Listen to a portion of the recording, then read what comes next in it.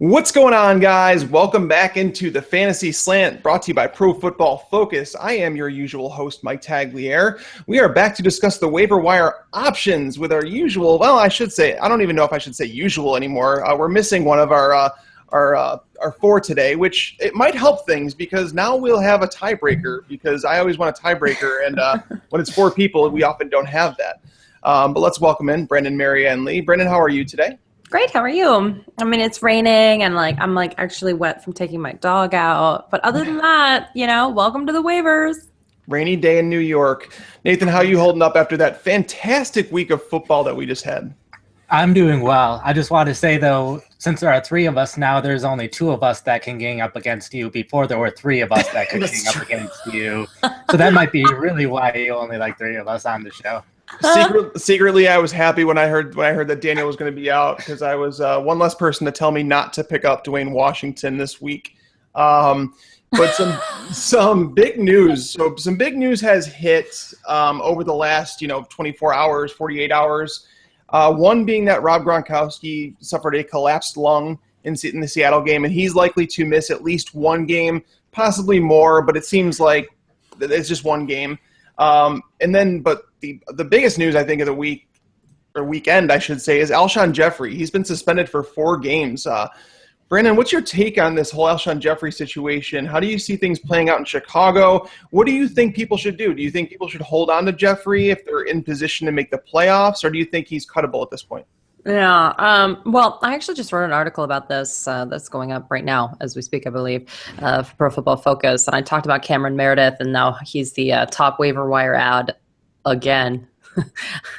But unfortunately, we're not in the Brian Hoyer days of 300 passing yards per game and spreading the ball around, making sure that everyone's able to move the ball down the field. I think we're at a point where they're going to lean on Jordan Howard, who had his, I believe it's 4th or 5th, I don't have it right in front of me, 100-yard rushing game last week. I think that they're going to have to do that. This whole committee thing, I think, is just not going to work out. Now that they have Cutler, and Cutler is a disaster. We had a really great team of people grade the game, and they really broke down the fact that he just stinks. He's just really bad, you guys. Jay Cutler, his skills have diminished, frankly, since his quote-unquote injury that kept him out a few games. So I'm worried about, listen, he was actually the highest scoring fantasy option on that team last week because he caught that touchdown, but that was his only catch of the game. And Alshon Jeffrey caught less than 50% of his passes, but he did catch everything that was catchable, by the way. There were no drops. So that's how inconsistent Jay Cutler is. So I just think that he's going to be a matchup-dependent player. And next week they're at the Giants, or this week, I'm sorry, they're at the Giants. And then they're versus Tennessee. And Tennessee is an underrated football team on both sides of the ball. I'm just worried about the matchups moving forward. So yes, of course, you pick up someone who's going to be the number one guy moving forward. But I would temper your expectations. There are some seriously deep-seated issues for the Chicago Bears. And you're the Bears guy, so you tell me. How do you feel? That's the thing, is so I feel like Jay Cutler is being really unfairly being bashed right now. And I'm not saying that he's a great quarterback. I'm not saying that at all. He had a bad game. He had an awful game. So did Phillip Rivers. These things happen with quarterbacks. But Jay Cutler's play is a lot like his coaching. Inconsistent. He's had nothing consistent about his career with coaches in and out of town. John Fox is not a coach that you'd want on an offensive side of the ball. He's just really not. John Fox was not a great coach before he got Peyton Manning.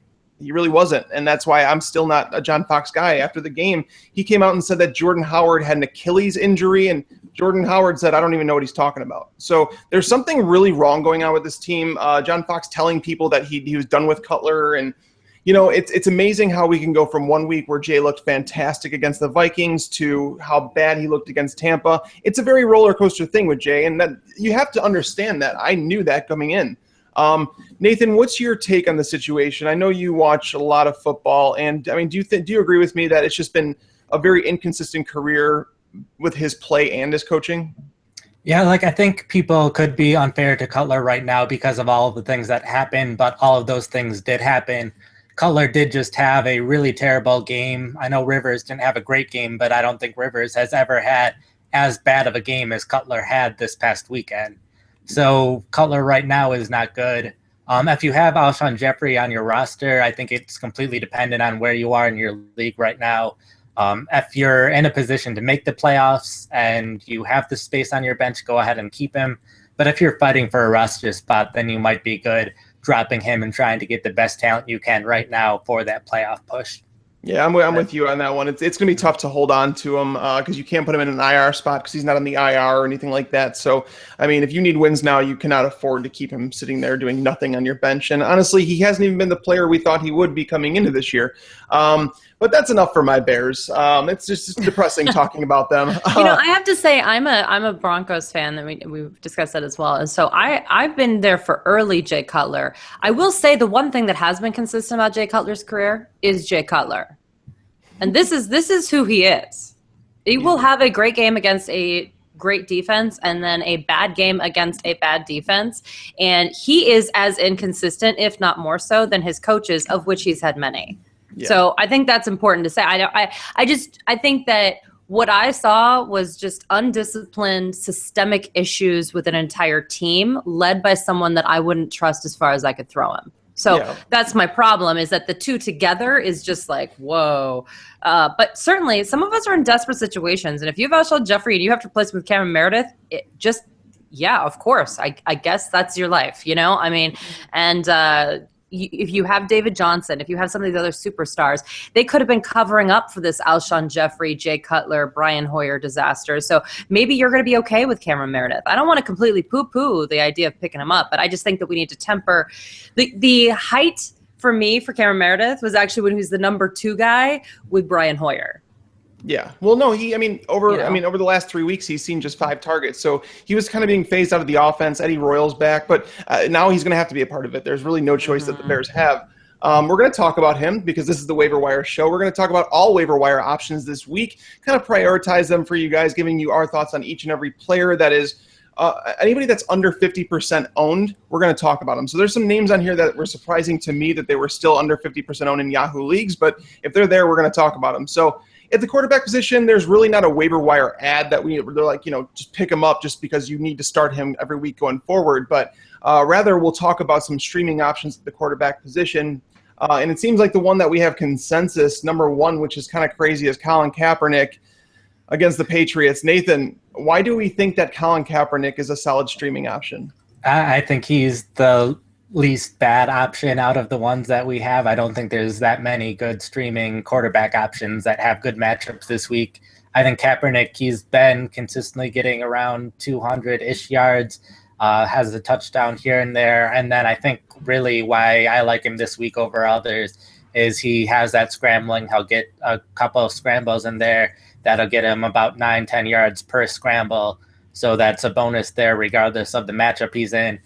This week he's in against New England, who they've shut down some bad quarterbacks this year, but they've also allowed some big games to bad quarterbacks, mostly due to garbage time. And I could see this being a game where there's a lot of garbage time for San Francisco. So that's mostly why I like Kaepernick, is the scrambling and the opportunity for a lot of garbage time yards. Oh, yeah, no, absolutely. And honestly, you could look at New England and see that the fact that they've allowed 2 rushing touchdowns to quarterbacks over their last 4 weeks. Andy Dalton had one, Tyrod Taylor had one, which looks well for Kaepernick. Actually going through the Patriots game log, outside of Landry Jones, the combination of Cody Kessler and Charlie Whitehurst and Brock Osweiler, they have allowed at least 16.6 fantasy points to every quarterback. So Kaepernick himself has scored 16 fantasy points in each of the 3 games that he's played. So we think he's a high floor option because he does offer some rushing upside there. That's kind of his floor too. Brandon, let's talk about your number 2 option, which is kind of crazy.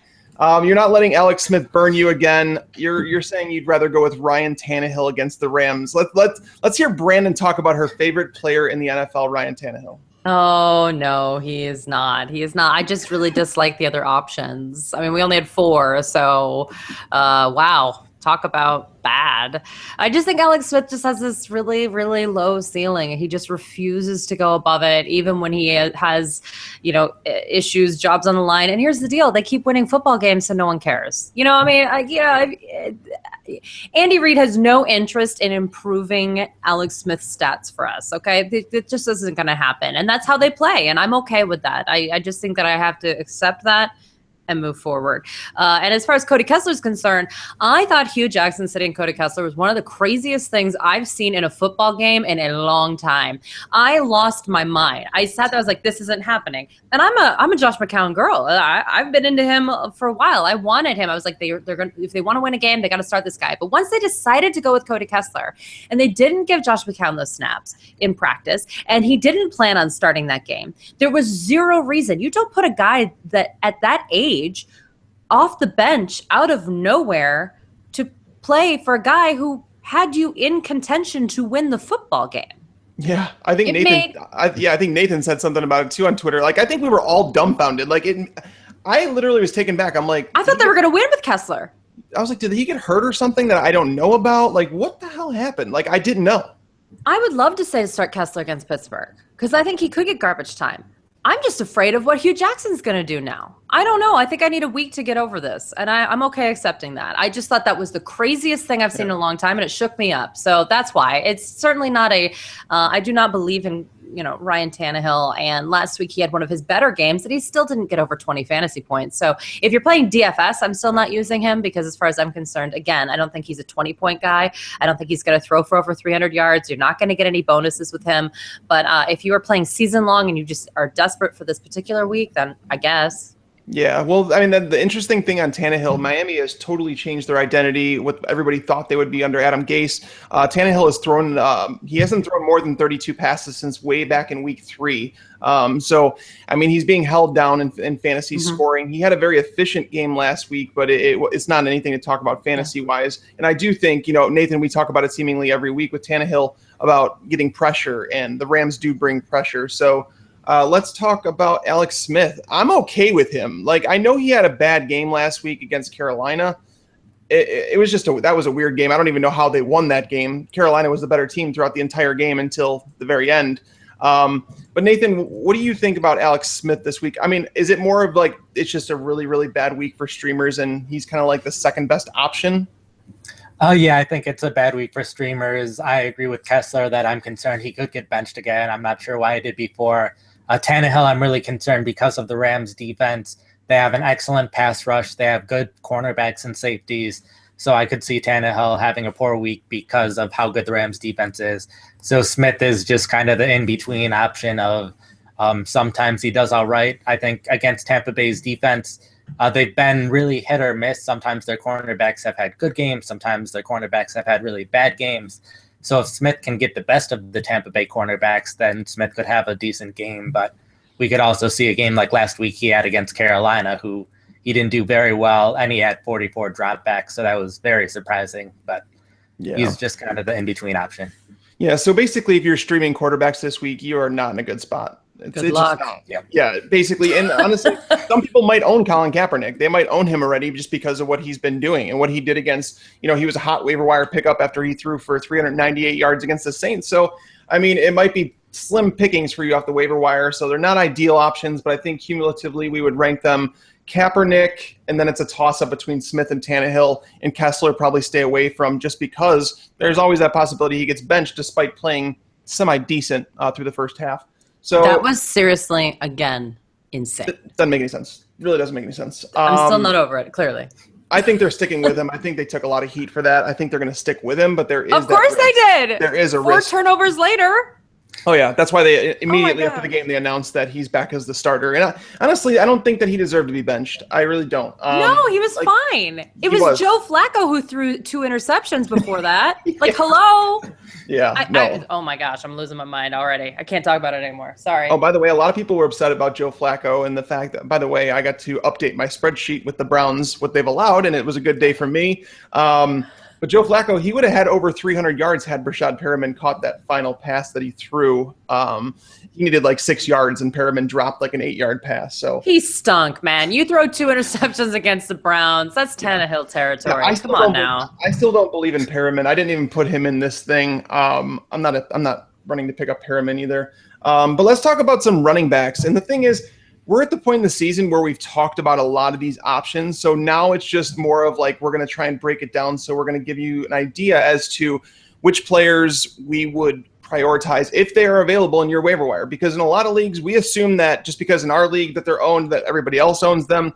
that doesn't mean that, because all these players we're going to talk about are less than 50% owned, which is kind of crazy.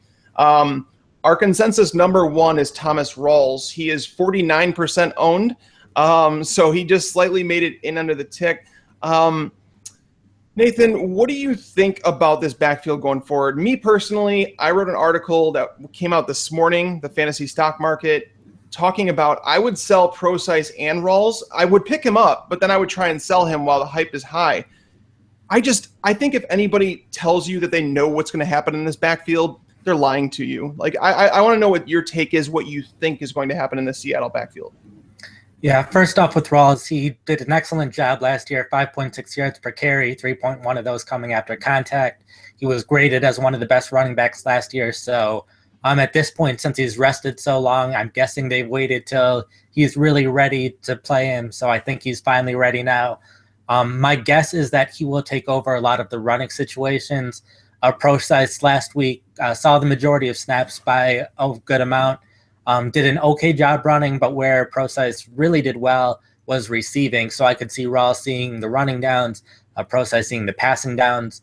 But I think why I have Rawls number one is Rawls has that potential to be one of the best running backs going forward, just with how well he did last year. I know Seattle doesn't have a good offensive line, but they didn't have a good one last year, and Rawls found ways to succeed. So that's why I have Rawls number one. If Rawls isn't quite ready, or they just really like Procise. Procise could still do really well going forward as well, since he did look good as a receiver. But I'm guessing Rawls, if he's at his best, we'll see more than 50% of the snaps. Yeah, no, I mean, and that's the thing is, like, I want to say that I think Rawls is going to be the Lynch-esque role, like, or he'll handle most of the 1 and 2 down work, whereas Procise will act as like the Fred Jackson from last year. But a lot of people are saying that that I'm overlooking CJ Procise and that he's going to be a lot more involved than I think, and that's why I'm saying I think a lot of people are really like building up this rushing attack, and I just worry that it's going to be somewhat of a timeshare. If you go back to the only week that these guys played together was week 1, and it was split nasty ways. Procise was the one who received the fewest carries. Brandon, what's your take on the Seattle backfield? Procise has a problem pass blocking, first of all. I mean, I think that's going to affect his playing time. I think that Thomas Rawls is an excellent football player.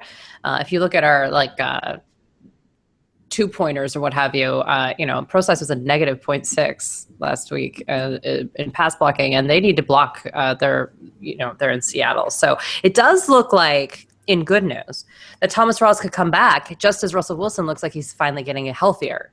So this is a good combination of talent and health, right? So if they can hit that vortex of like perfection there, that'd be great for that offense. They need that. So I would like that to work out in Thomas Rawls' favor. I just think that out of all of these, he has the most potential, like Nathan said, to excel and be someone that I want to start every week. I disagree. I think maybe Rob Kelly is one of those guys too. But other than that, I don't see any of these other guys on this list being people that I want to start on a continuous basis. Well, let's talk about that. Good transition. Let's talk about Rob Kelly. Here's my concern about him. Yeah, he's the starter. They made Matt Jones inactive. I think he was like a healthy inactive this past week. But here's my concern on Rob Kelly. It's not even maybe volume. It's not really volume concern. It's the schedule that he has coming up. Like, his remaining schedule is the Packers, Cowboys, Cardinals, Eagles, Panthers, and Bears. Every single one of those defenses are top 10 against fantasy running backs, and 5 of them, the next 5 games, they're against top 6. So like the rest of his schedule is, he does nothing but bad games. That's my concern with him. And honestly, we found out that if you struggle, that Jay Gruden is just going to pull the plug. Matt Jones has struggled for a year and a half. Well, rookie year, I wouldn't say they pulled the plug. He was bad for a year and a half.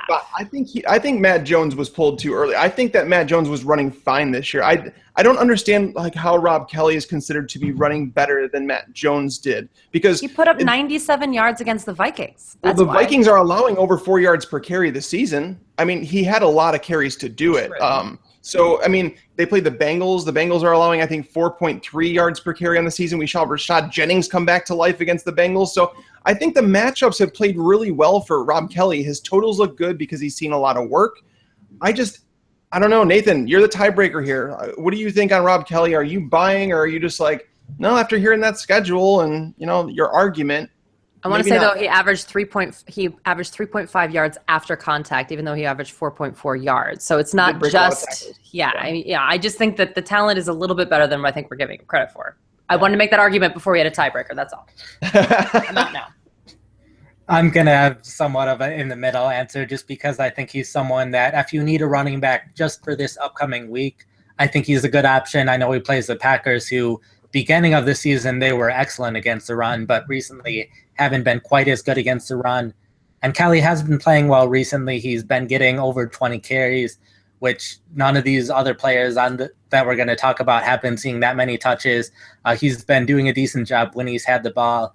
13 players have missed tackles on his carries over these past 2 weeks. So Kelly has been looking good running with the ball, and against the Packers, I think he'll be able to succeed. But going forward against some of those other defenses, I don't think you'd want to start him, but he's still someone he is in that situation that some of these other running backs will talk about. We want them to be in the situation that Kelly's in. Yeah, no, and that's the thing. Touches typically mean points. It's just I worry about him. He doesn't really catch passes very much, so it seems like we're in a tie on this one. It's okay. We'll settle with that. In what world was that a tie? Well, he said he's in the middle. He said that he wouldn't want to start him after this week. Hey, Nathan said he was in the middle. Yeah. All right. But you still want to pick him up, and you still want to pick him up over a lot of these other players. Oh, I agree with picking him up. He still has value at some point, but I'm not excited about owning him, is what I'm saying. Someone I am excited about owning, and you guys are not as excited as me, is Kenneth Dixon. Terrence West, I think he had his final game. I think he had the final game as the workhorse. He struggled against Cleveland. He's been just really, really bad. Ever since he had 2 big games against Oakland and Washington, he has totaled 192 yards on 67 carries. That's under 2.9 yards per carry. He's broken just 8 tackles in that span. Meanwhile, Kenneth Dixon has broken 8 tackles on just 22 touches the last 2 weeks. The thing is, I really thought that Kenneth Dixon would get a lot more hype before now. And I think that after people seeing like his burst that he offers on Thursday night, that they see that he should get more opportunity. So Nathan, let's talk about Kenneth Dixon. Why are you guys not as high on Dixon as I am? I think there's a limit to how good he can be. I think right now the Ravens, their fullback is still their running back that's seeing the most snaps each week because he's playing those third down pass blocking roles. So while most situations, if enough players get hurt, then their running back will be the clear number 1 guy. But in Baltimore, I don't think even if Dixon starts seeing more snaps than West, that his role can get too big. They even started letting Allen have a few snaps in the game as well. So he's competing with 3 different running backs for snaps right now. And yeah, he looked good last week. It was against Cleveland, so I don't know if Dixon will continue to be as good going forward. So I'm concerned about the snaps, and I'm concerned that he doesn't have a huge track record of success so far this year. Yeah, and that's the thing is, so Baltimore, it seems like from Forsett and then to West, that they're giving the top guy, 15 touches a game. And if we get that out of Dixon, I'm excited to start him every single week. So like I said, if Terrence West has struggled as long as he had, Harbaugh obviously didn't mind getting rid of Forsett. He was probably the best pass blocker that they have, but they got rid of him. So I think he'd be okay with moving on. I think there was a reason that they drafted Dixon. I think that Buck Allen only played because it was garbage time. Brandon, what's your take on Dixon? That offensive line, the problem is 78 of their 157 combined yards all came after contact, and that's against the Browns. It's not getting better, people. It doesn't matter who's out there. It's not even a judgment on Kenneth Dixon. And to be entirely frank, Terrence West played in 41.4% of the snaps last week and the week before. Both of them were easy peasy matchups for the run. They should have both been better. Neither of them could be because of that offensive line. And sure, Dixon played in more snaps, but it was only a 3.1% increase over the week before. It wasn't that kind of increase that we thought that he would have. In terms of what they're going to do moving forward, the team's already come out and said that Terrence West is still their lead back. I think at the most we're looking at a timeshare timeshare situation. I think you're all going to go down this Capri Bibbs, Derrick Henry, what have you, hype train with Kenneth Dixon. And I just don't think he's startable because they're not going to play those easy defenses. And even when they did, they stunk. So it's hard for me to think that all of a sudden they're going to improve and he's going to get all these touches and everything's going to happen.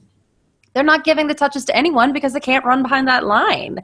I think that's what we're seeing here. They're putting the fullback in instead so they can get blocking because of that line again. I mean, just like in general, I just don't know if this has anything to do with Kenneth Dixon as much as it does about the schedule, about the fact that they failed 2 weeks in a row against cushy matchups, about the fact that every single yard they're getting they have to earn. And certainly Kenneth Dixon did more of that than Terrence West, but not that much more. They both had to produce all these yards after contact. So for me, it's a bad combination of events. And if they didn't do it against Pittsburgh, if they didn't do it against Cleveland, I have a very difficult time believing they're going to do that moving forward. Their schedule is not going to allow those kind of points. There you have it. So I understand all the arguments, and we're going to see how it plays out. So basically over the other options, like a CJ Prosise, the reason I'd rather have Dixon, I think he's a bigger lottery ticket. I think that he has a shot at 20 carries per game, whereas Prosise doesn't. But the other three options that we are extremely lower on, this is like a whole different tier. Is we have Paul Perkins, we have Jeremy Langford, and we have Bilal Powell. Bilal Powell seems like he'd just be like a handcuff to Matt Forte at this point. Jeremy Langford, this is interesting. Nathan, did you hear anything about like what John Fox said? Was there any truth to this whole injury thing to Jordan Howard? I'm not sure what the story is exactly. I saw mixed things. I saw some that said it could be serious. I saw others that said that it's no big deal. So Langford's someone that I think is completely based on if Howard's healthy or not. If Howard's not healthy, then I think Langford will probably see around 60% of the snaps. Kadeem Carey will still see some of the carries in there, but Langford will see more of the passing down. So it's completely based on time or not if you want Langford. And even if Howard does miss time, I don't think Langford's a great option, just a good one. Did you guys have anything major to add on either Bilal Powell or Paul Perkins? I do on Perkins. I think I would rather have him than Dixon, since I think the path to playing time, there's a more clear one there. He's been seeing an increase in snaps each of the past 4 weeks. I saw 40% of snaps last night, which is higher than Dixon has had. Bobby Rainey, who was part of that timeshare before, didn't see any snaps last night. Orleans Dark also didn't see any snaps. So now it's just him and Rashad Jennings in that backfield. So if Perkins can continue to steal playing time, there's a chance that Perkins sees 60 to 70% of snaps if they start liking him over Jennings, where I don't see that with Dixon. And Perkins, I know one of the problems with him before was he wasn't getting in on those passing downs, but he was in for 18 pass routes last night, which is about double what he had been seeing. So even though they didn't throw it to him that much, if he does see that many pass routes, the targets will come. And they get the Bears this coming week, so they might be able to try to experiment and do some different things against them while they're at home. But that's going to wrap up the running backs. We're going to talk about the receivers here in just a second. But first, let's get a word from our sponsors. All right, guys. So now that we've covered the quarterbacks, the streaming quarterbacks, and we've covered some running backs, let's talk about some wide receivers. I feel like this is a very, very deep week at wide receiver. I don't know if I'd even say top heavy necessarily. But it seems like our consensus number one waiver wire pickup is Eli Rogers. I'm surprised to see you guys as high on him as I am, because I've been an Eli Rogers fan ever since the preseason. Even if you go back to last preseason before he got hurt, I liked him. But Brandon, what makes you high on Eli Rogers? Usage. I mean, I don't know how you don't. I mean, at this point, they don't have a whole lot of options. Darius Hayward-Bay and Marcus Wheaton being out last week due to injuries, and I feel like there are always injuries.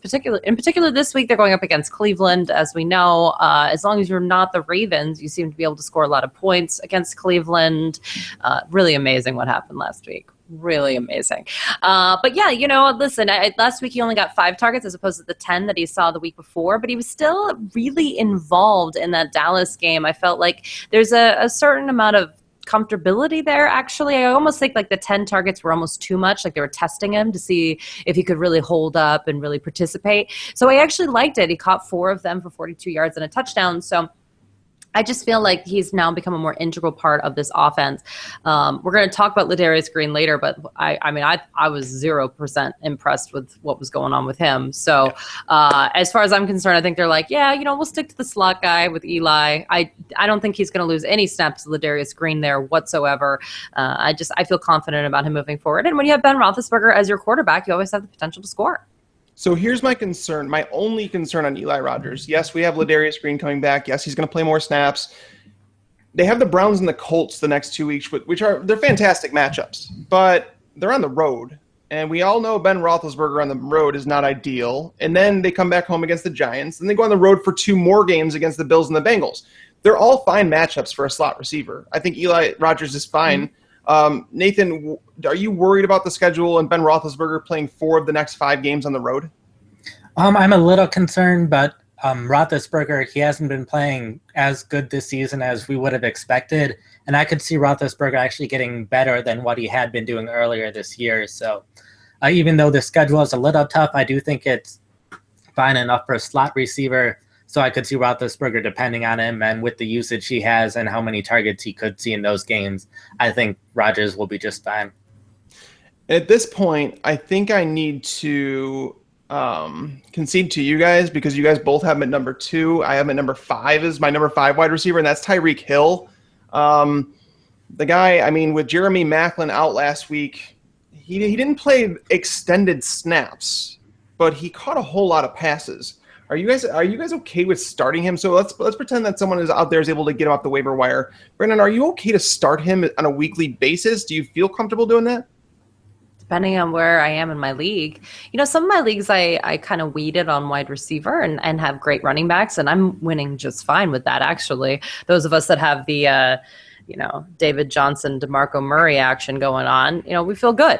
So we're fine starting Tyreek Hill. Are you kidding me? I'm like, what a great stash. What a great find. I'll put him in every week. Sure. In a week where Alex Smith was struggling, this guy caught 10 passes. He didn't get a touchdown, but if you're in a PPR league, that's 10 points. That's crazy. And, that was by far, obviously, his most.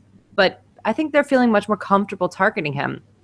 He's not playing as many snaps because also they have him just bolting. He runs a lot, so they rest him a lot of the snaps too. So you kind of have to take into consideration how they use him because his speed is just so incredible, right? That's like kind of what he's known for, of course. But I think they're starting to get more confident. This week they go against Tampa Bay at home. They're always better at home. What a great stadium there in Kansas City. So yeah, I just think that he's someone that, I can feel confident playing through the end of the season. And a lot of these wide receivers, it's very, very matchup dependent. With him, I think he's going to be involved every week now. Yeah, it's hard to find wide receivers nowadays. It seems that you're guaranteed, 5-6 targets per game. He's starting to flirt into that territory. He still does have just 3 weeks with 3 or more catches, or with more than 3 catches. So I worry about that a little bit. Touchdowns have increased his production. I was surprised to see you guys rank him ahead of Cameron Meredith. Is there something that you're seeing that we're not, Nathan, on Cameron Meredith? I think my big concern with him is he was doing all of his good work with Brian Hoyer in there.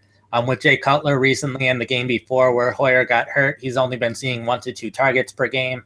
I know with Alshon Jeffrey out, he could see more targets there, but he's not going to see any more playing time. He was already seeing 90+% of snaps. So typically when someone gets hurt or suspended, we're talking about picking someone up because they're going to see the increase in playing time, where here it's just the targets have to go somewhere, so some will probably go to Meredith, but I could also see plenty of them going to Eddie Royal. I could also see them going to whatever other wide receivers they have lower on the depth chart that you don't necessarily want to add, but I could see the targets still going there. So even though Jeffrey's not there now, I think Meredith is only going to see a slight increase in targets and still not be anywhere close to where he was when Brian Hoyer was the quarterback.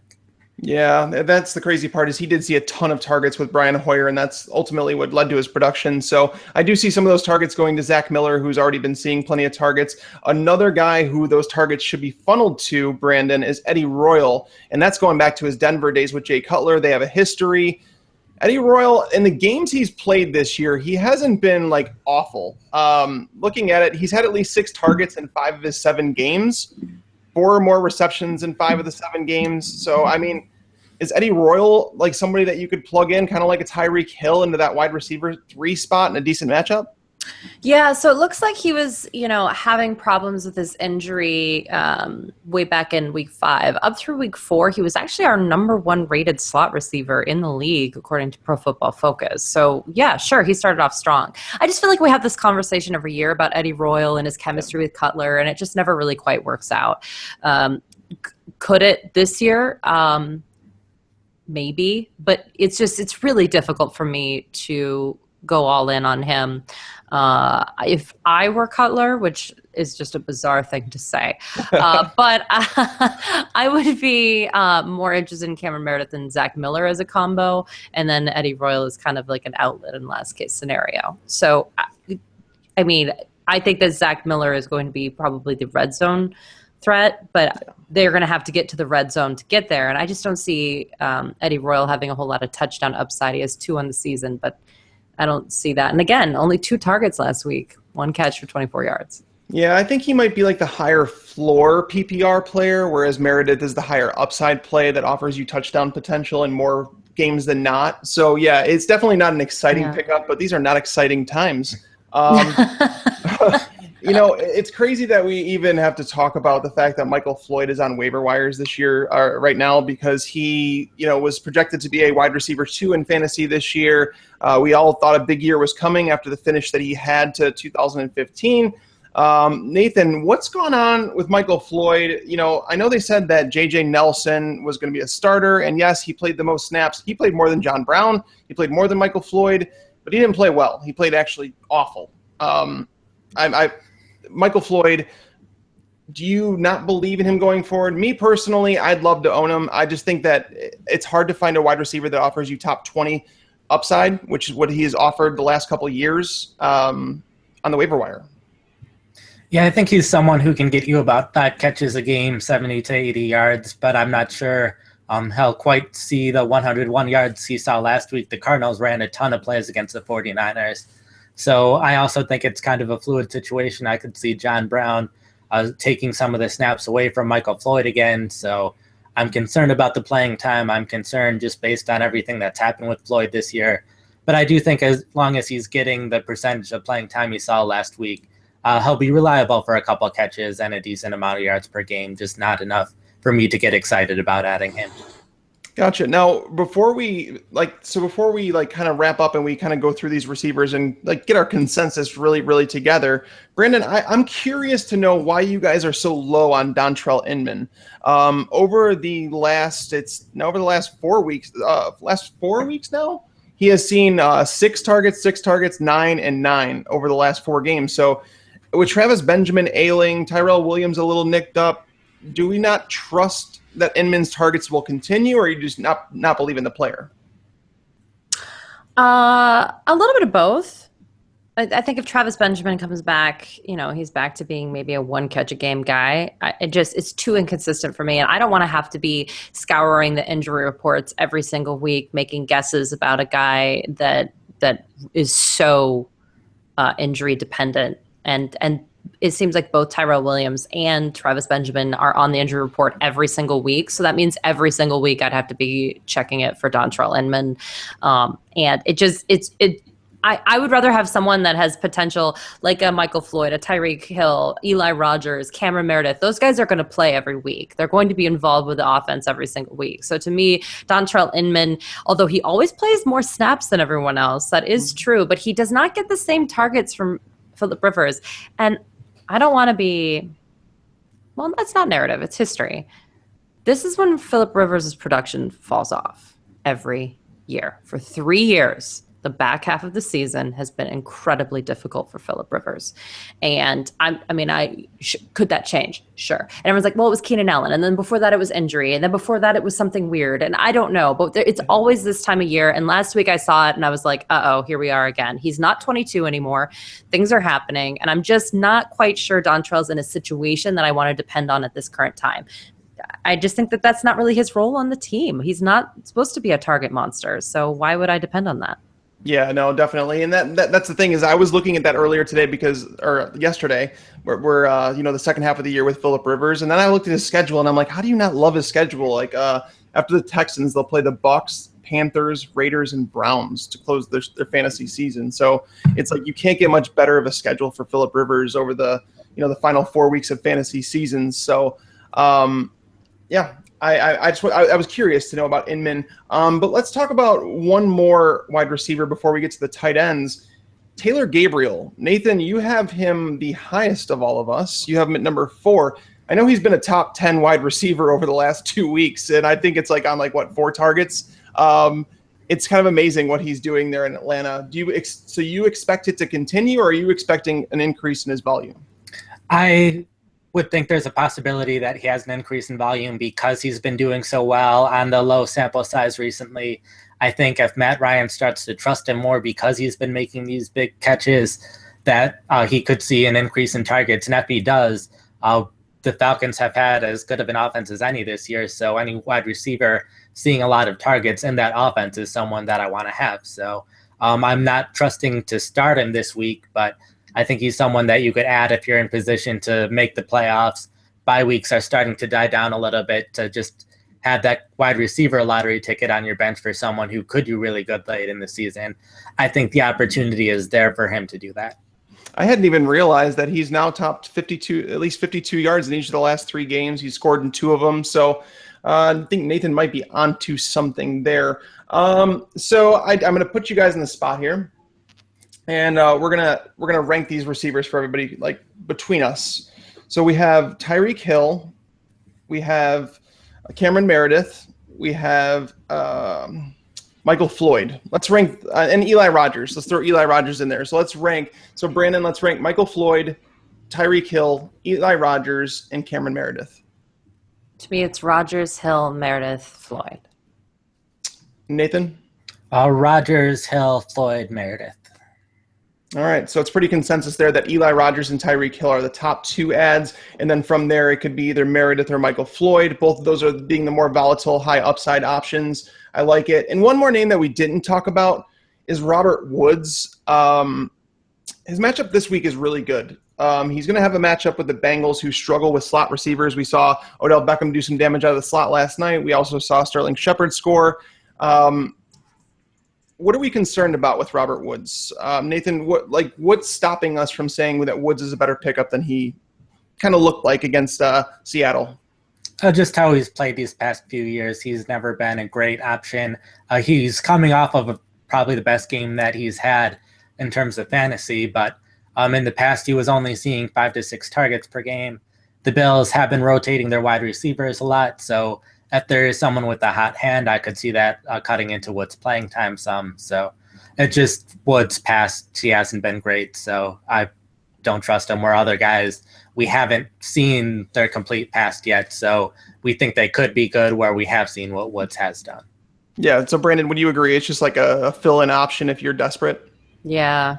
He just is someone with such a low floor. We're talking like a 1 catch, 1 yard kind of floor, and so it's hard to be like, yay, all these other options are going to get probably 4 catches per game. And then there's Robert Woods. He could get 10 catches or he could get 1. And that's kind of the Buffalo Bills offense in general right now. In fact, actually, if I'm going to do like one of those low volume guys, I'd actually, not on this list, but Adam Thielen. If Stephon Diggs can keep playing the way that he is, this guy is continuing to get like the 3 to 4 catches kind of thing. So I just think that it's really sad when I'm comparing you to Adam Thielen and we're talking about you on a waiver wire show is what I'm trying to say. So that's not ideal. It's definitely not ideal to be compared to Adam Thielen. No, so that pretty much wraps up the wide receiver position, guys. Hopefully you guys got a good grasp of how we feel about all those players. But let's talk about some tight ends. There's more tight ends this week than I think we've had in weeks past. Usually it's like 1 or 2 guys that we talk about, but there's going to be 5 guys that we're going to talk about today. Some we've talked about before, maybe a couple weeks ago, maybe not. Our number 1 consensus is CJ Fedorowicz. I was going through it, and he actually has one of the better remaining schedules as well. We've talked about Fedorowicz before. I don't think we really need to talk about that too much, but let's discuss our number 2 and 3 options, and that comes down to Ladarius Green and Hunter Henry. Hunter Henry, we saw score a touchdown. He's back on the field after going through the concussion and all that stuff. Ladarius Green, he didn't play a single game up till now. Nathan, I want to hear your take on both these guys. Tell me who you would pick up between the two and why. I'd pick up Henry if I need someone now and Fedorowicz isn't available, just because I think Henry should see more playing time than Green, at least this week. But if I want someone with a little more upside, just in general, I think they were easing Green back into action. So Green might see just 40% of snaps going forward. He could end up being the starter. But one thing I looked at is yards per route run over the last 5 seasons. And Green is top 10 in that category, and that's probably my favorite statistic for receiving players, both wide receivers and tight ends. So I think Green has that upside and could be one of the best targets with Roethlisberger there, but I wouldn't start Green this week just because he only saw 12 snaps last week, and I'm not sure how quickly they will ease Green into action and how much action he will end up getting. Yeah, it's kind of odd what happened in Pittsburgh this week. Sammy Coates, I don't know what happened, but he saw 1 target. He only played 2 snaps. Kobe Hamilton passed him seemingly on the depth chart now. So Ben Roethlisberger is quickly running out of options to throw to. So that's part of the reason I think you could say that you like Ladarius Green. But Brandon, hearing from you earlier, you're not a big fan of Ladarius Green. No, I'm not. I think that he is very Austin Seferian Jenkins to me. I think that we constantly have emotional issues, injury issues. We don't know what's going on with this guy day to day. I don't think he looked good. I don't think he played well. And he played 12 snaps of the 74 offensive snaps, and they're easing him in. That's fine. But Jesse James played 52 of the 74. They didn't ease off of Jesse James. So, is Jesse James fantastic? No, but I don't think Ladarius Green really is either. I'm going to put out, I understand the yards per route run, and every once in a while he had some glimmer of hope, but his actual amount of usage is so small that it was kind of gadget-like plays with the Chargers. It wasn't like a consistent thing that he could keep producing at that kind of level. It was a weird surprise plays that he was able to get a lot of yardage off of, and that was kind of his role with San Diego. I actually think one of the largest indictments against Green is the fact that Hunter Henry's doing so well, and they're incorporating him with Antonio Gates, and there are no problems. They didn't do that with Ladarius Green. Then they traded him away. Then there were all these weird conversations about, is he going to retire because of migraines? And then like a month later, he comes out, he's like, I didn't have any migraines. I don't know what they're talking about. It's like, well, where were you for the last month? Why didn't you say anything? So I just think that he has so many red flags that that CJ Fedorowicz is such a better option. Hunter Henry is constantly involved when he's healthy and gets touchdowns like a crazy man. They like that 2 tight end set. To me, it's just I would rather have even like a Vance McDonald who has like just terrible games or has a touchdown upside. I don't know. I can't see them 100% committing to him in the double-digit weeks of the season in the way that he would need to be for me to feel confident starting him moving forward. I could totally be wrong, and absolutely Nathan is correct. His yards per route run, he has some great stats out there, and he's athletic, just like everyone in the National Football League, but fine. Yes, he is athletic. I don't trust him. There are too many red flags. Am I Looney Tunes? I mean, we did start the show off with Kessler, so me being Looney Tunes about this would be the perfect book ending. But I don't know. There are a lot of really bizarre situations with this team to me. I don't think you're crazy at all, Brandon. As a matter of fact, I probably side with you on this argument. Coming from playing with Phillip Rivers, I had higher expectations for Ladarius Green. Antonio Gates missed some big chunks of games. He was suspended for some games. Ladarius Green has still yet to top 81 yards in an NFL game. That's something Hunter Henry did within his first 6 NFL games. Yeah. So, Hunter Henry, I think there's a reason that the Chargers let Ladarius Green walk. I mean, they knew Gates was towards the end of his rope, so they almost were going to be desperate to need a tight end, and the fact that he knew the system and all that, I think there was a reason they let him go. I actually have compared Ladarius Green to saying he's the new Jared Cook. You guys remember when Jared Cook was in Tennessee and everybody was like, oh, he just needs a real quarterback. He needs to go to a real team. And Jared Cook. I'm done. Well, but Nathan we are talking about all these like narratives, right? And Nathan's using actual signature stats and what have you to verify that. I agree with you. I don't want to downgrade what Nathan's saying, but I'm with you. There's just too many things for me personally. But yes, if you need someone, you do you. He's caught a touchdown once every 17 targets over his career, which is not great, but it's not on the level of the elite tight ends in the game.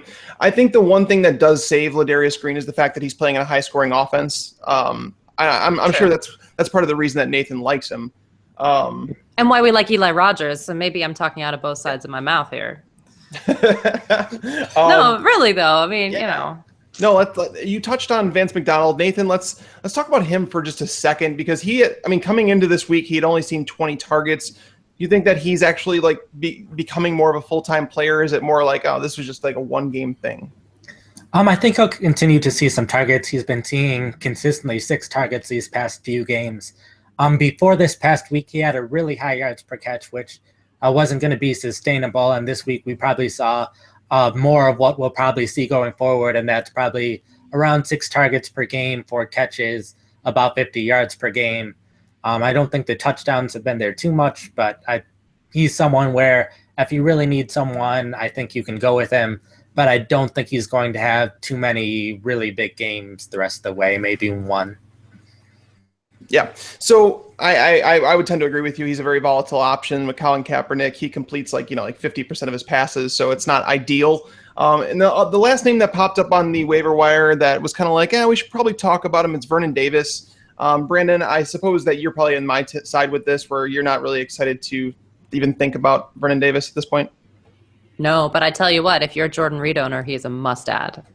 That's actually a good point. It's like that rare tight end handcuff. Yeah, and Jordan Reed's concussion issues and what have you, I think it's definitely something that you need to do. And if you're someone that has Rob Gronkowski and you are super desperate in a deep league, he may be one of the very few of these players available at this time. So for me, I don't like to handcuff tight ends, but I do think that this particular team does depend on the tight ends in a way that actually makes that viable. I actually agree with you. It's kind of like them and the Patriots. Like that right now, you're going to see Martellus Bennett is likely going to be the chalk play this week because Rob Gronkowski's out. They're playing the 49ers. So those who handcuffed, Bennett with Gronk, it's paying off right now. Either way, you're going to have a tight end 1 on your hands. But guys, that's going to wrap up this week, this edition of the Waiver Wire Show. Nathan, you want to go ahead and give your Twitter handle before we get out of here? Sure, it's PFF_Nate Jahnke. That's PFF_NATEJAHNKE. You can find Nathan there. He gives out all the snap counts and all this useful information. It's one of the best follows on Twitter. Brandon, you want to go ahead and give out your handle? Yep, it's at Brandon Her FFB, as in her fantasy football. Brandon's spelled like a guy, so I always get asked if there's like a Y, and I'm like, no, it's just Brandon. No. Brandon with a Y. I'm like, no. And I am Mike. It is not spelled with a Y. It is Mike, M-I-K-E. Mike Tagliere at Mike Tagliere NFL on Twitter. Guys, just let us know there if you have any questions about what we talked about today. If you want to talk about anything further in depth than our 140 characters or less. But that's going to wrap up the show. We will be back next week as usual for you guys. Until next time, lights out.